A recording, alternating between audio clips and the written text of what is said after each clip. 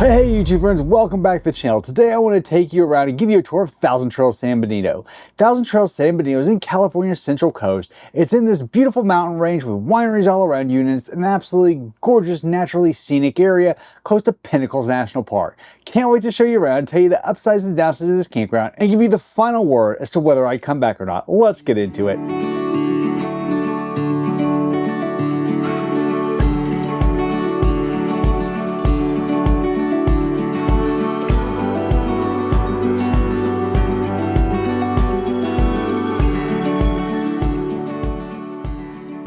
Thousand Trails San Benito is a great jumping off point for your Central California adventures.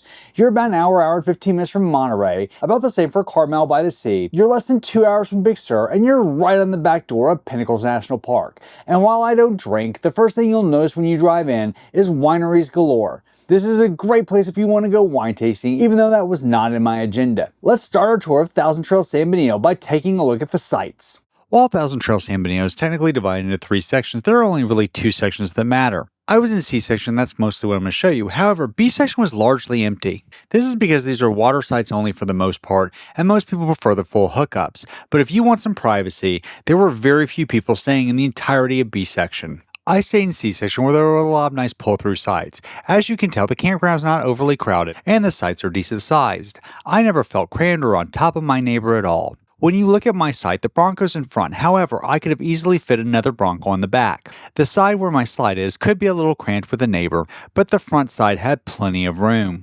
Overall, there were some fairly large rigs, and they seemed to be just fine. The back-end sites were a little bigger and a little nicer, but not by much. The sites on the fringe of the campground offered more privacy overall. I found the sites here to be just fine. Perhaps my favorite part of this campground was just how beautiful the natural environment around me was. As you drive in, you drive through the rolling mountains, the valleys, and the wineries around you. When you get to the campground, there's some beautiful trees throughout, which I found to be absolutely spectacular and really enjoyed the diversity of the plant life as well as the wildlife. The deer were super cool. They were all over, and they were so tame that they would just kind of stare at you and let you get pretty close.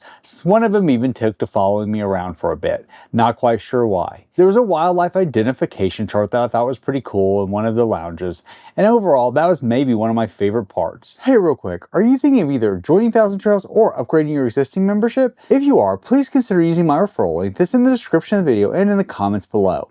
By using my referral link, you'll be put in touch with some membership specialists that I personally vet and trust that will guide you to the perfect membership for you. This free no-obligation consultation can save you hundreds of dollars off the Thousand Trails website price.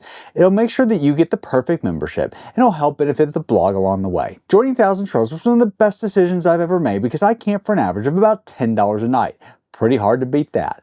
On with the video. Now let's take a look at all the amenities, because this park, while not necessarily amenity rich, certainly had some amenities worth talking about. Flying over the main activity center and pool, you can see how it's nestled between the trees. That was one of my favorite parts of this campground, was the nature around it and the fact that it just felt integrated into nature. The pool itself was rather lovely and had a fair amount of lounge chairs as well as covered seating available.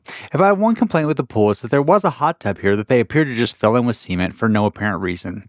One thing I liked was towels. This is the first Thousand Trails park I've been to where they provide towels, which I thought was cool.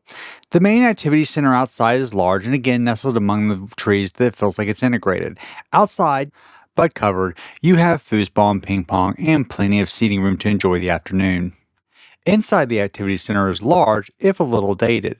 There weren't a lot of things to do inside, but there was a pool table and some other things to occupy your time.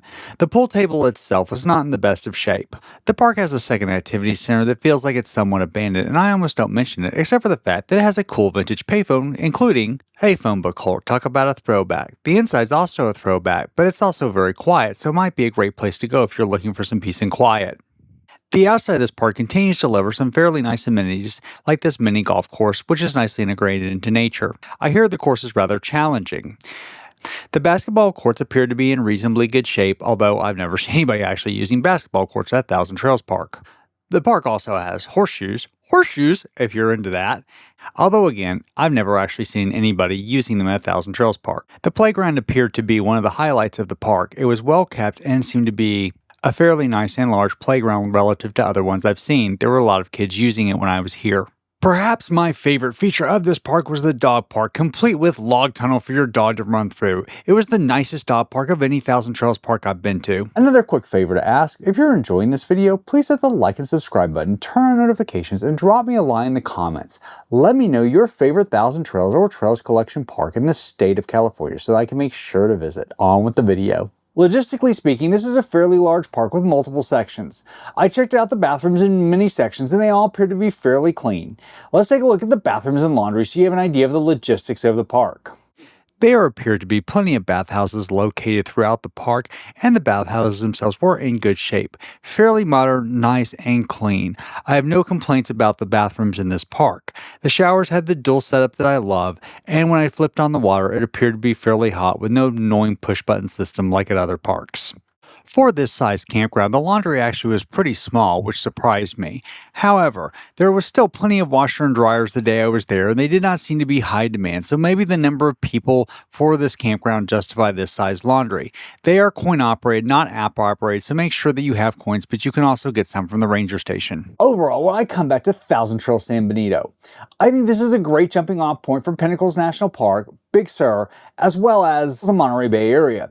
I absolutely loved going to Monterey, seeing the aquarium, seeing some seals, and having a fantastic bowl of clam chowder while exploring Cannery Row and Fisherman's Wharf. The area around the park itself is lovely, and it's a bit out of the way. The downside is there's really nothing near here. Your nearest grocery store is about 25 minutes away. On the best day, more like 30 in reality. Besides the natural beauty around you, it's a quiet park because there's simply nothing around you. That has its benefits and its drawbacks. Overall, I think this is a great park to come to relax for a few days and to spend a few days doing day trips.